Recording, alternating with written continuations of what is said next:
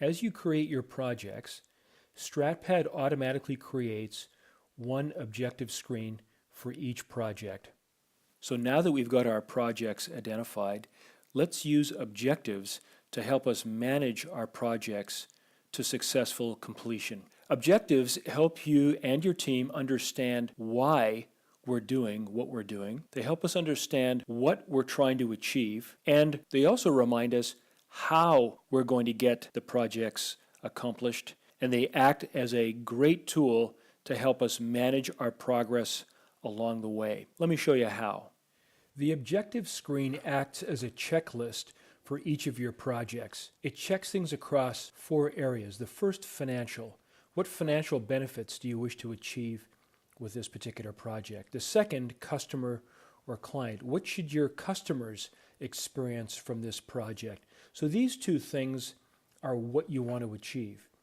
And then the bottom 2 remind you of how you're going to achieve these. So what internal processes and or technology do you need to support this project?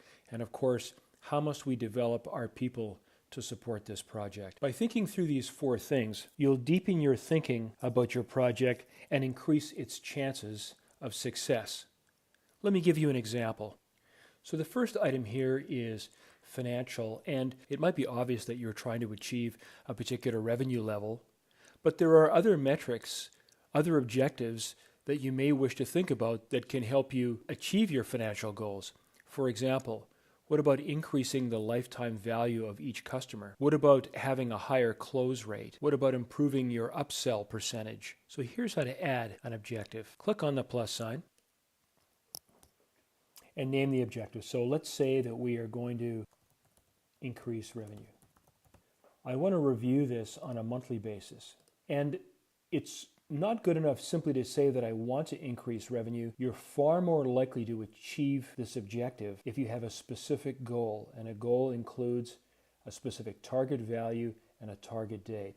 So let's add a metric, and we're going to track increasing revenue by, of course, revenue. And I want revenue to exceed $15,000 by the end of December. And in fact, that's not just revenue, that's monthly revenue, isn't it? Okay. And when I'm done, I just simply save objective. And you can see that under financial, I now have the metric, the objective, increase revenue with the metric, target value, and by when, and I'm going to review this monthly. And so what we'll do now is I'll just go through and do one for each of the rest. So I've added 3 more objectives. We're saying in order to be successful, in order to achieve our project of first-year growth, we have to also maintain high customer satisfaction. I'm going to use a customer satisfaction metric. I want to achieve 9, and I want to achieve that by December 31st, 2014. I'm going to review that monthly. In order for us to achieve the revenue, I'm going to have to implement time and billing software, and I want to achieve that by January 31st, and so I'm going to keep an eye on that weekly until we achieve that. We also have to train staff or myself on time and billing software, and I want to achieve that a couple of weeks after the software is installed. Do you see how by going one step further, by not just defining the project, but by defining the objectives, that we've determined exactly what success means? Can you also see how this helps everyone on the team understand exactly what's expected of them? And for you, especially in a larger team, it helps you manage by telling you when you're on track or when you're off track. And if you're off track, you can have the discussions about how to get your team back in the game. There are a number of reports that become available to you. The first is Strategy Map, and you can see here that there's our strategic goal, there's the project, and then here are the objectives that support that particular project. This is a great way of sharing this stuff with your staff. Project Detail gives you a text-based view of this. The Gantt chart lays out your project and then marks off the milestones that you've just identified. The Agendas report lists all the meetings that it thinks you should have, along with the agenda items, what you should be checking on each of these meetings, and then also identifies who you should be including in each of those meetings. And if you take a look at your business plan, you'll see that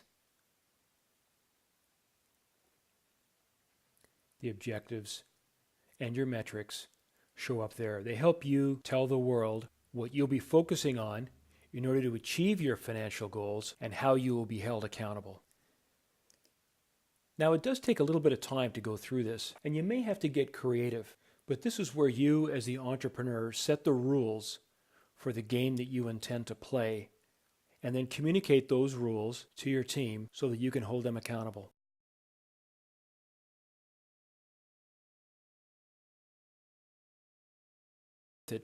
To use this as a checklist to go down and think through your project in greater detail. And finally, you should end up with just enough objectives and metrics that everyone on your staff has at least one objective and metric that applies to them. And finally, remember that you can use the Track Your Progress section to chart your progress towards your goals.